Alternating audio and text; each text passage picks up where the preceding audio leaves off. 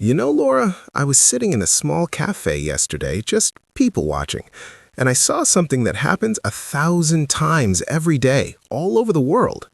There was a young man, clearly an English learner, trying to order something a bit specific.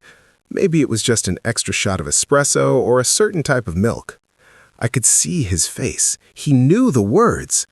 I could almost see the sentence formed in his mind, but when the barista asked, "Sorry, what was that?"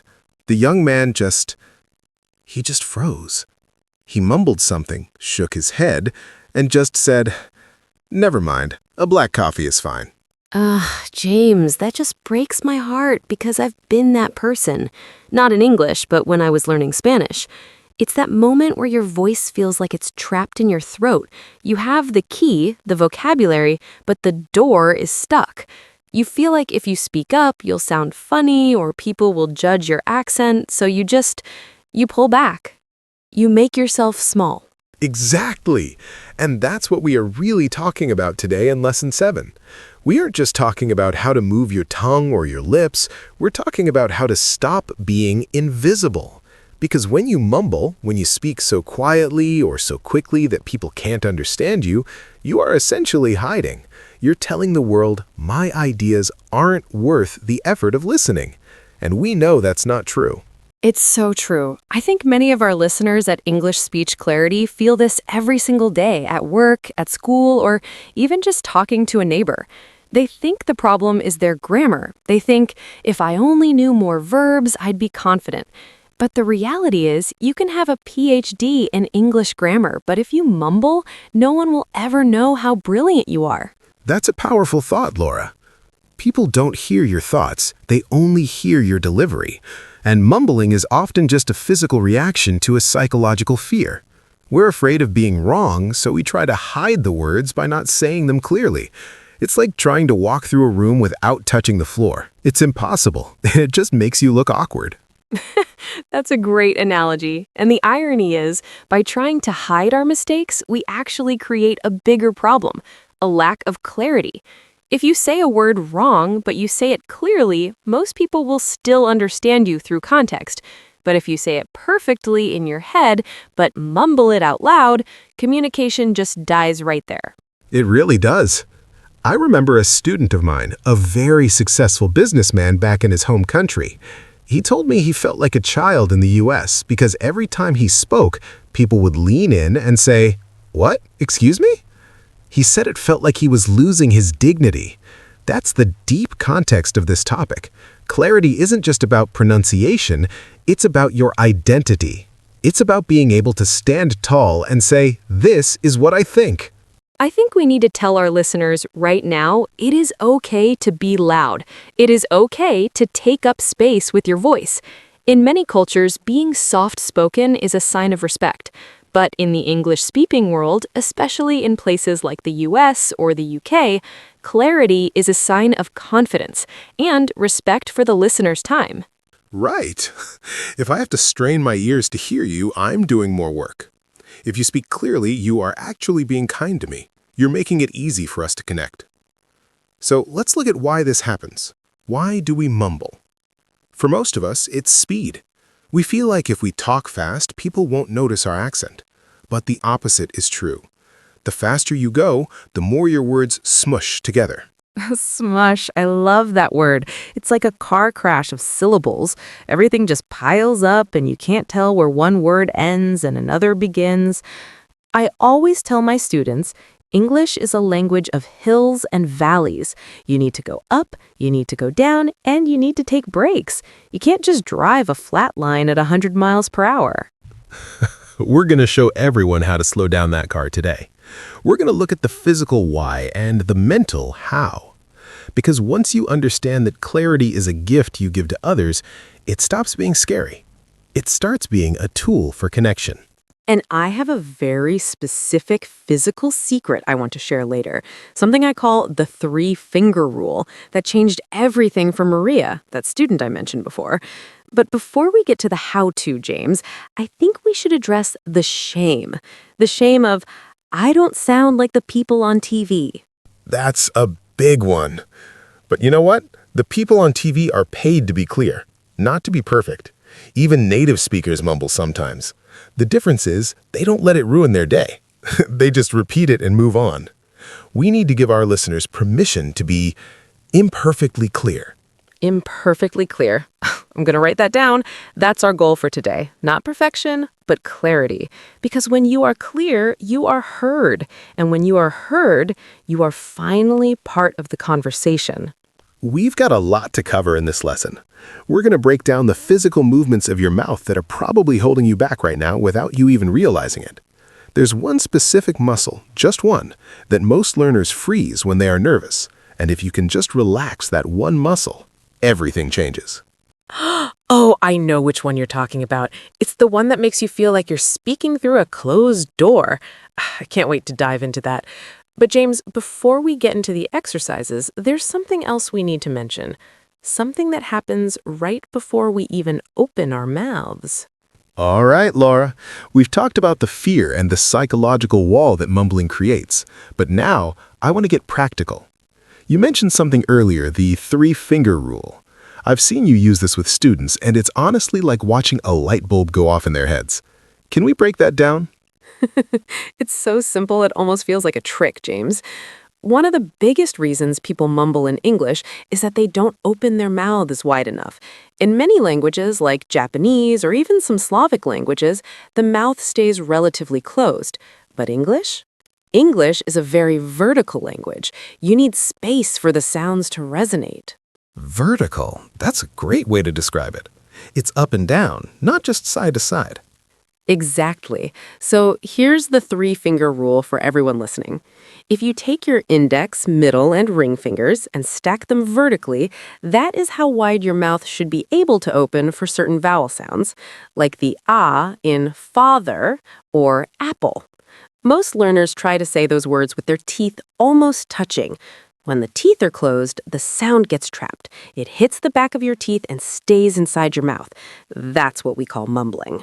Wow, when you actually do that, you realize how much work your jaw muscles have to do.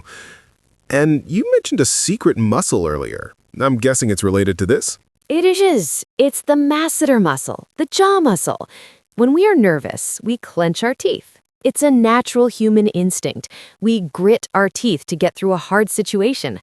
But you can't speak English clearly with a clenched jaw. It's like trying to play a piano with your fists. You need flexibility. So, tip number one for our listeners today, firm but friendly, relax the jaw.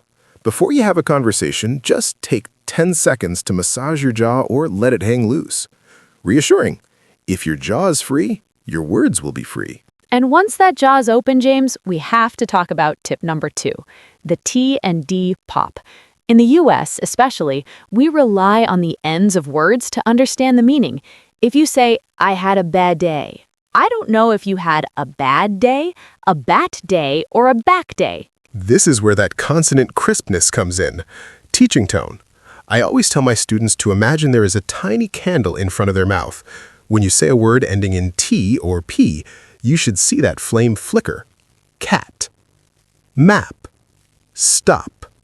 It's a tiny puff of air, but it makes the word pop for the listener. It's like high-definition audio. Without those sharp endings, your English is like a blurry photo. People can see the general shape, but they can't see the details. And when you're in a professional setting or a deep conversation, the details matter. I love that. High-definition English. Now, tip number 3 is something that hits the 1,000-word mark of our discussion because it's about chunking. Laura, why do people think they have to say a whole paragraph in one breath? It's that fast equals fluent myth again, James. They think if they pause, they look weak. But listen to how we are talking right now. We speak in small groups of words. We speak in chunks. We speak in chunks. I see what you did there. Yes.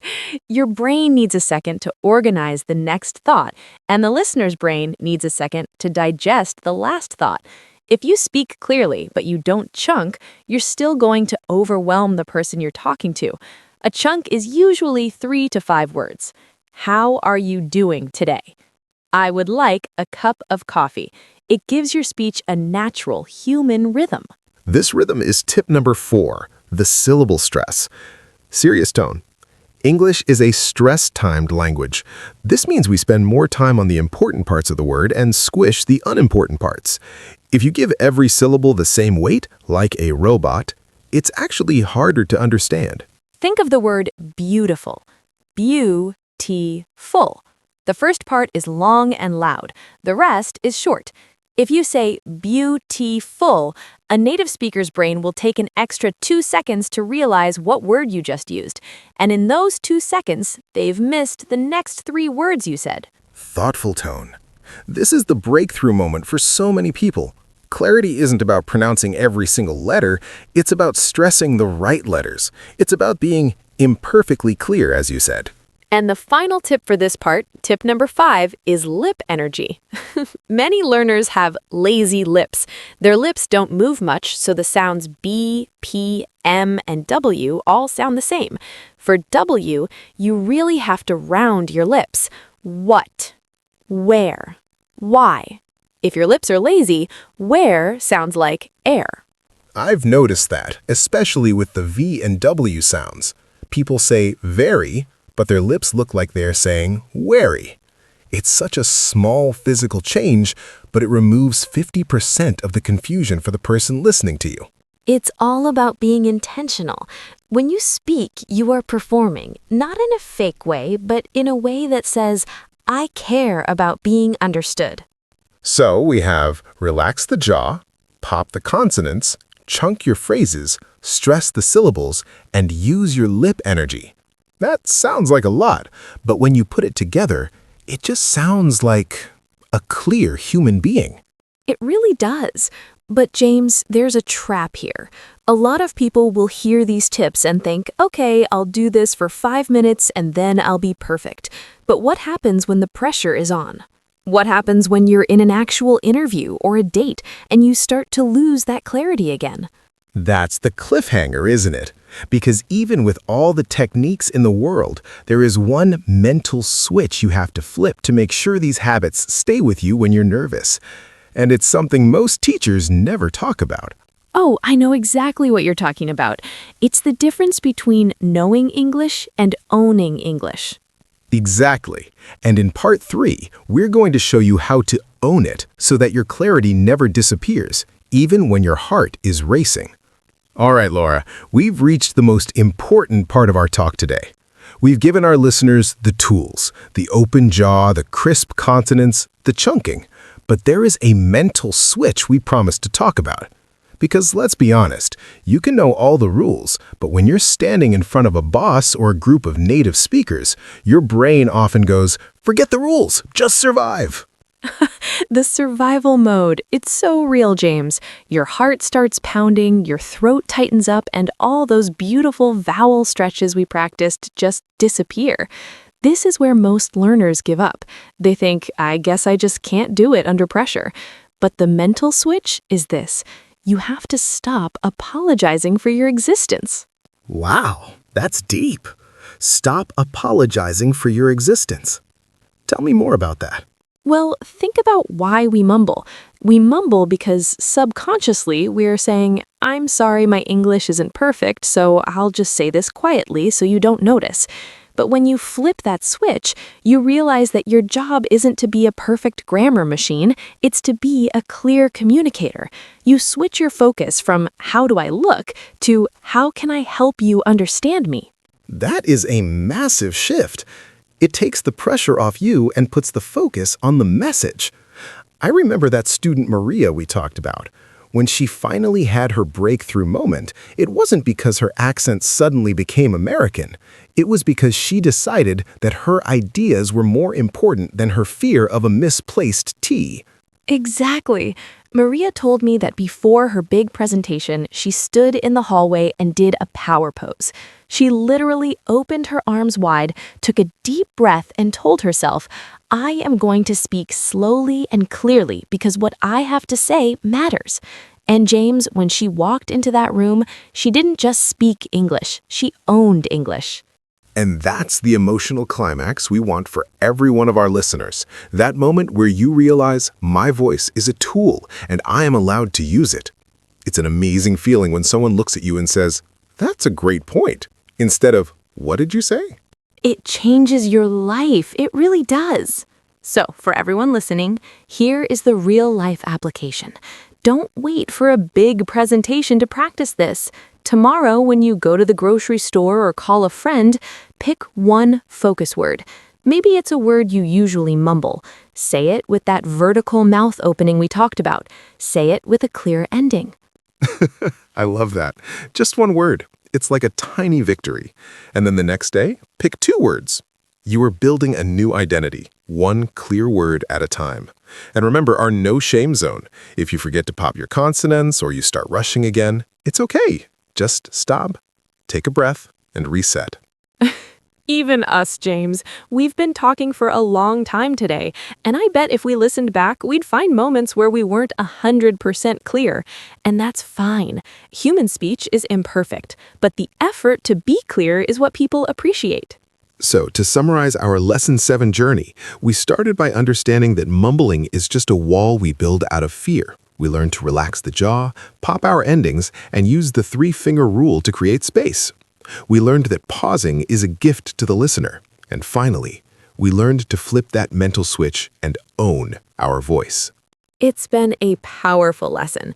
But James, there's one more thing. We talked about clarity today, but what happens when you're clear, but you still don't know what to say?